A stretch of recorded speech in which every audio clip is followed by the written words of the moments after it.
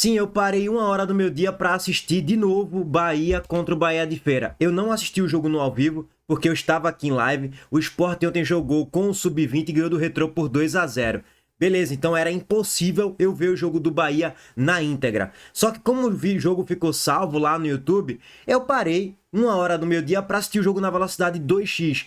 Por que eu parei? Porque normalmente ver jogos da garotada da base do Bahia faz sentido. Faz valer a pena você passar ali 45 minutos, uma hora, vendo 2x. Por exemplo, eu não paro nem 10 minutos do meu dia a mais para ver o Sub-20 do Vitória jogando no Campeonato Baiano. Os jogos estão muito ruins. Quem tá acompanhando sabe muito bem. Eu até falei no último vídeo pós-jogo do Vitória. Gente, esse aí pra mim até agora foi o pior jogo da temporada que eu vi, de 2026. Eu vi uns 10, 12 jogos ao todo por volta disso, nesses 15 dias do ano. Só que o do Vitória já ficou ranqueado no top 1 como o pior jogo da temporada. Muito ruim, pô. O detalhe é que eu não assisti o primeiro jogo lá no Barradão, que o Bahia empatou com o Atlético de Alagoinhas por 0-0. Falaram, Heitor? Não, não, não. Esse não foi o pior jogo do ano, não. O jogo anterior foi pior. O jogo anterior foi pior do que esse, que já foi ridículo. Foi pior. Então, a partir daí eu não preciso dizer mais nada. Alô, Fábio Mota! Alô, Jair Vitura! Começa a colocar os titulares, meu irmão, para eu começar a assistir mais jogos do Vitória também no Campeonato Baiano. Até porque tá começando a precisar já, né? O Vitória está fora do G4 nesse momento, com 2 pontos conquistados.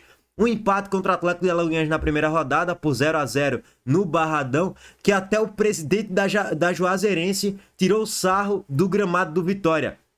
Isso mesmo, o presidente do pior gramado do Brasil, ou de um dos piores gramados do Brasil, tirou sarro do Vitória nas redes sociais e do gramado do Barradão, que tava horroroso. Ele falou que tava parecendo um pasto. E o jogo foi 0-0, um jogo também horroroso. O segundo jogo do Vitória, adivinha? Aquele 0-0 maravilhoso também, hein? E o Vitória somou 2 pontos, nem um gol marcado, nem um gol sofrido. Tá lá na 5ª posição nesse exato momento. Já os jogos do Bahia ao todo foram 9 gols, pô. 4 do Bahia, 2 da Jequié, no primeiro jogo na Fonte Nova, bom jogo por sinal. E no segundo jogo, 3-0 pro Bahia, ao todo 9 gols na partida. O Bahia marcou 7, sofreu 2, saldo de 5, é líder do campeonato nesse momento, com uma certa folga aí pro segundo colocado no critério de saldo de gols, né? São 2 gols de saldo ali a mais. Bom, o Barcelona de Ilhéus tem 6 pontos também, tá com 3 gols de saldo. Aí vem o Porto, o Galícia com 3 pontos e aí o Vitória com 2 pontos. Já já o Vitória vai começar a colocar um pouco mais do time principal para jogar, nem que seja mesclando como o Bahia está fazendo. Só é olhar a escalação do Bahia aí no Twitter, no Instagram também, que é um time meio que mesclado. E eu gostei da ideia, inclusive eu faria isso. E eu queria que o Sport fizesse isso também, porque eu acho que é o ideal, tá? Se você puder mesclar ali 70% da base com 30% dos profissionais para treinar junto, eu acho que seria o ideal. E é mais ou menos isso que o Bahia tá fazendo, tá? Vou até trazer aqui mais uma vez em tela a escalação para vocês. O Bahia foi com João Paulo no gol, Marcos Vitor na zaga, Fred, Luiz Gustavo e Zé Guilherme. Zé Guilherme um pouco mais pela lateral esquerda, Fred um pouco mais pela lateral direita, Marcos Vitor e Luiz Gustavo mais como zagueiros mesmo, tá? Porque são zagueiros. Rezende e Jota na dupla de volantes, David Martins, Cauê Furque, Juan Pablo e Del. Aí do meio pra frente basicamente é todos os garotos da base do Bahia.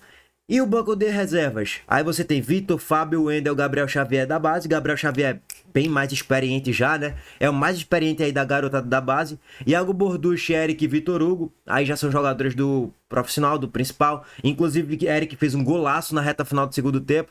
Pedrinho, Michel Araújo, Liam e Caio Suassuna. Ou seja, o Bahia tá com um elenco ali nesses primeiros jogos do Baianão com basicamente 60%, 70% de base e 30% aí do time principal, dos profissionais mesmo, tá? Bom, gente, eu vou começar aqui com a análise do jogo, passando os gols para vocês, tá?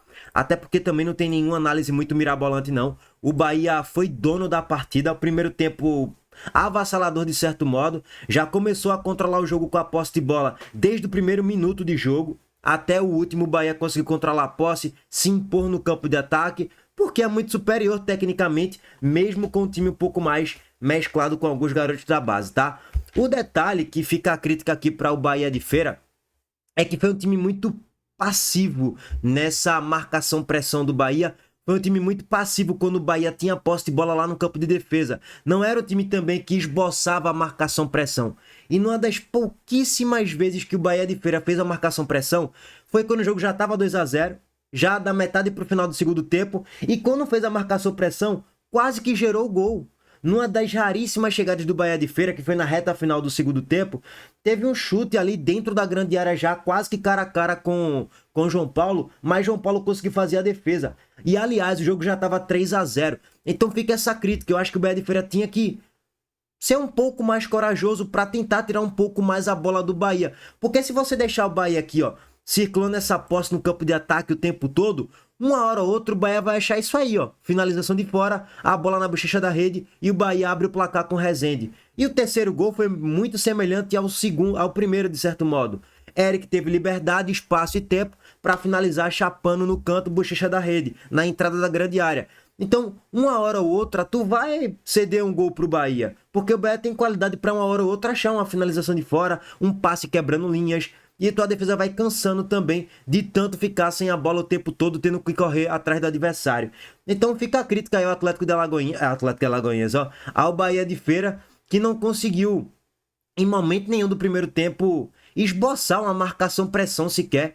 E o Bahia saía trocando passe lá do campo de defesa com muita tranquilidade e muita autonomia também, tá? Fez 1-0 com 17 minutos. Nesse momento o Bahia já tinha chegado com a bola muito perigosa, numa roubada de bola no campo de ataque, que o Bahia normalmente é aquele time da posse de bola no ataque, da marcação-pressão.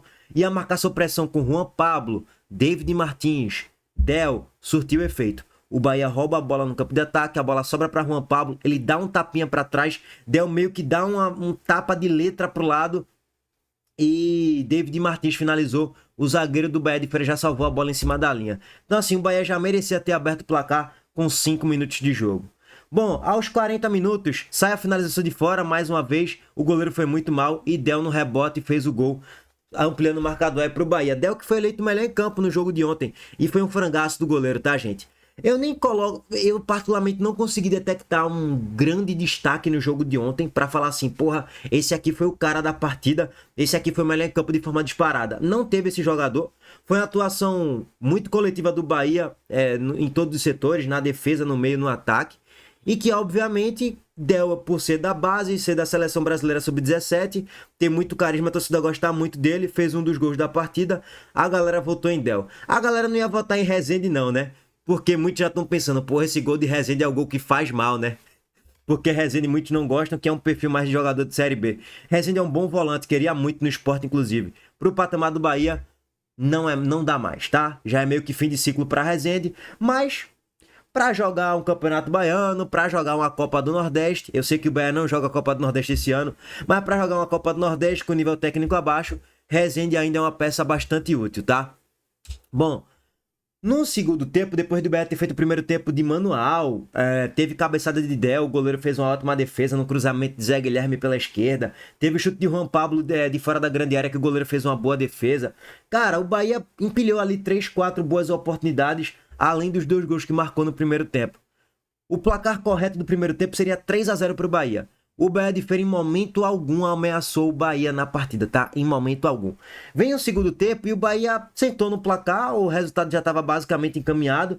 O Bahia de Feira quase que fez um bonito gol de fora da grande área, que o João Paulo fez uma boa defesa no início do primeiro tempo. Teve a chegada na reta final do segundo tempo também, que quase que o Bahia de Feira faz o gol, o João Paulo mais uma vez apareceu para fazer mais uma boa defesa. Então assim, o Bahia de Feira criou muito pouco quando o jogo praticamente já estava decidido. E o Bahia no segundo tempo não fez quase que nada em todo o segundo tempo, tá? Mas numa das chegadas, Eric, que entrou no segundo tempo, consegue fazer uma belíssima jogada. Primeiro que esse cortinho aqui, ó, esse cortinho maroto, essa jogada de corpo, opa, já foi. O primeiro já foi. Ele solta o passe, passa em progressão ali pela esquerda, corta para dentro e com muita liberdade ele chapa no canto. Isso aqui na Série A é quase impossível, né? Ele ter tanta liberdade, tanto tempo de espaço para parar, pensar, eu vou chutar, eu vou tocar, eu vou driblar, o que é que eu vou fazer? Eu chuto na direita, eu chuto na esquerda, ninguém se aproximou e ele chapou no canto para fazer um golaço quase que no ângulo aí. O Bahia faz 3-0 e vence a partida, tá, gente? Bom, assim, incontestável a vitória do Bahia, não tenho que tirar, nem pôr aí. O 3 a 0 foi justo pelo que foi a partida. O segundo tempo foi aquele segundo tempo mais pra passar tempo, né? Só pra comer tempo, distribuir jogo e encaminhar a vitória que já estava garantida e se poupar já pro próximo jogo no Campeonato Baiano. Que é contra quem? Ah, o Galícia, né? Na Arena Fonte Nova. E o Vitória pega quem? Pega o Porto, né? Lá da Bahia, óbvio. Bom, Bahia líder nesse momento, Galícia é o quarto. Bahia deve ampliar aí a distância pro quarto, pro quinto lugar, porque deve vencer mais um jogo. É muito superior a todas as equipes. E deve chegar na final do Campeonato Baiano sem muito estresse, sem muito perrengue. E aí, afinal, se for um Bavi, aí é pegado. Aí é loucura. Mas se não for um Bavi, o Bahia vai ganhar com a facilidade surreal, tá? Bom, é isso, meus amigos. O Bahia tem uma base muito forte. Até mandaram uma mensagem ontem lá no chat, durante a live. Heitor, o Bahia tem o melhor ataque sub-20? Eu disparadamente tem, óbvio. Del, seleção sub-17. Juan Pablo, seleção sub-17. Aí Cauê Furque e David Martins. Aí Cauê Furque é vindo do Corinthians, David Martins do América Mineiro. São jogadores interessantes também de bom potencial. Nenhuma outra base do Nordeste tem uma base tão qualificada aí do meio pra frente. Até porque 2 estão na seleção sub-17. É bom se pontuar isso. E mais uma vez, é bom colocar o ponto também que parte desses garotos da base aí não é nem sub-20, é sub-17. Tá ligado o ponto? Então, esse é o nível, tá? Lógico que uma outra garotada sub-18, sub-19, sub-20, enfim. Mas, Del e Juan Pablo é sub-17, pô. Então, muita qualidade aí na base do Bahia, tá? Bom, meus amigos, e na arte aqui quem ficou foi Jota, né, dessa vez. Abraço para todos vocês, é isso, tá? 12 minutos para esse jogo aí, para avaliação do jogo. Prêmio Nobel eu mereço, tá? Aquele abraço, tamo junto, valeu, gente. Deixa o like aqui quem não deixou, se inscreva no canal também e ative as notificações. Aquele abraço.